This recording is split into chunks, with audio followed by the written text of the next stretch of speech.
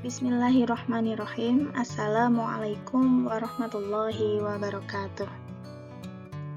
Anak-anak kelas 5 yang Bu Guru sayangi, sekarang kita akan masuk ke materi tentang Abu Bakar Asy-Syiddiq. Nah, Abu Bakar Asy-Syiddiq ini adalah salah satu sahabat terdekat Nabi Muhammad SAW.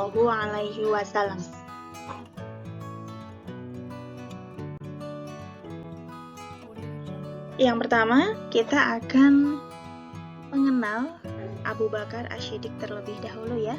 Di sini ada riwayatnya. Nama asli Abu Bakar Asy-Syiddiq adalah Abdullah ibnu Abi Quhafah bin Utsman bin Amir bin Amru bin As-Sa'ad bin Taim bin Murrah At-Tamimi. Nah, panjang sekali ya anak-anak. Nah, untuk lebih biar mudah dalam menghafalnya, biasanya Abu Bakar Asy-Syiddiq cukup dikenal dengan nama Abdullah bin Abi Quhafah At-Tamimi. Beliau lahir pada tahun 573 Masehi atau 3 tahun lebih muda dari Rasulullah SAW. Abu Bakar Asy-Syiddiq dan Nabi Muhammad SAW mempunyai satu garis keturunan yang bersambung, yaitu bertemu pada kakek yang bernama Murrah bin Ka'ab. Sebelum masuk Islam, Abu Bakar dikenal sebagai saudagar yang kaya. Setelah masuk Islam, beliau menggunakan kekayaannya untuk dakwah Islam. Karakter atau sifat yang dimiliki oleh Abu Bakar adalah dermawan, sangat setia kepada Nabi Muhammad SAW, jujur, dan tekun.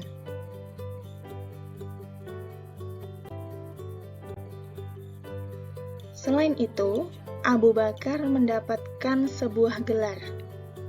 Abu Bakar diberi gelar Asy-Syiddiq yang artinya membenarkan. Beliau selalu membenarkan semua perkataan Nabi Muhammad SAW, terutama dalam peristiwa Isra Mi'raj. Ketika semua orang tidak percaya dengan Nabi Muhammad SAW, Abu Bakarlah orang yang pertama kali mempercayai hal tersebut. Saking setianya beliau kepada Nabi, beliau selalu mengikuti Nabi dalam peristiwa hijrah.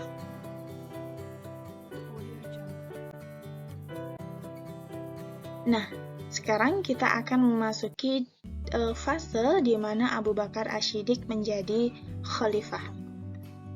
Wafatnya Rasulullah SAW membuat umat Islam harus menentukan pemimpin umat Islam kala itu.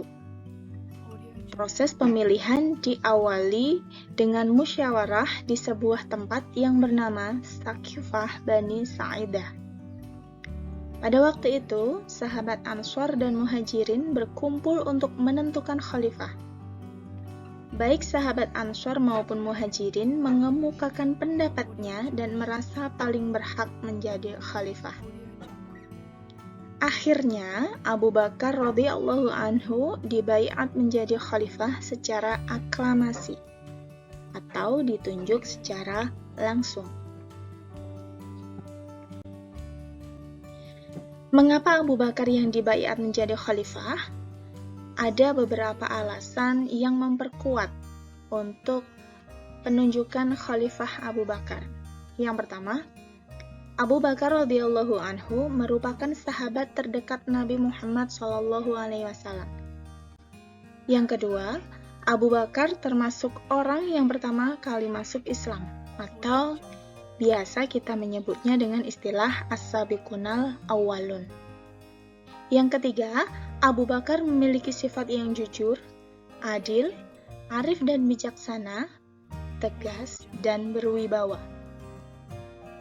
Alasan yang terakhir yaitu ketika Rasulullah SAW sakit, Abu Bakarlah yang diperintah atau yang dipercaya Rasul untuk menggantikannya menjadi imam sholat.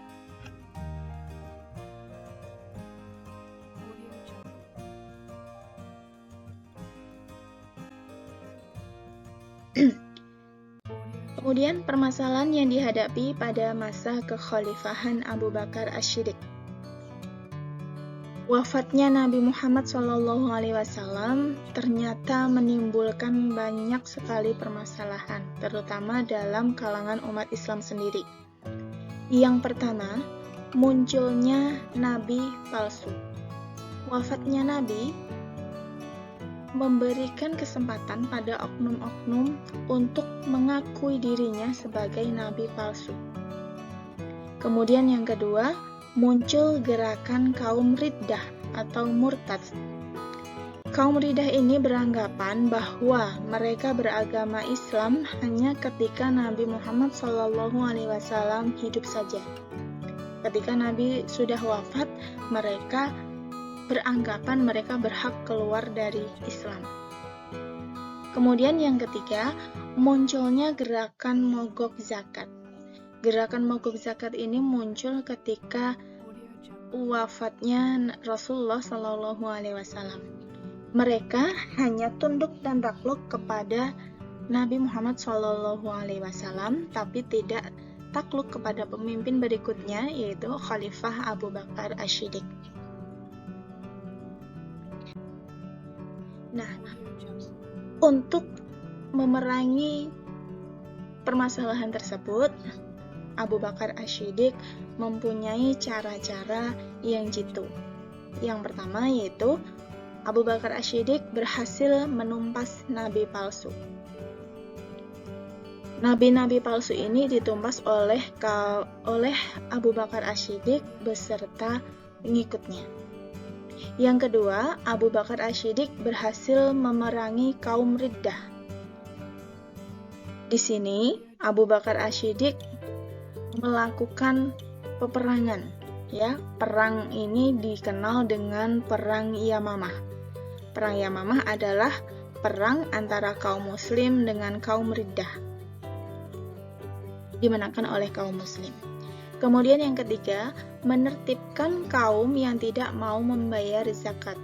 Nah, jadi bagi kaum yang tidak mau membayar zakat ini ditertibkan oleh pemerintahan Khalifah Abu Bakar Asy-Syiddiq. Kemudian yang keempat, mengumpulkan ayat-ayat Al-Quran. Kenapa kok ayat-ayat Al-Quran dikumpulkan? Karena pada saat Perang Yamamah itu banyak sekali para syuhada yang gugur. Ada lebih dari 70 jamaah yang gugur dalam Perang Yamamah. Nah, ke-70 syuhada ini adalah orang yang hafal Al-Quran. Jadi, ada kekhawatiran dalam diri Abu Bakar jika para hafiz sudah gugur, maka Al-Quran tidak dapat diingat lagi.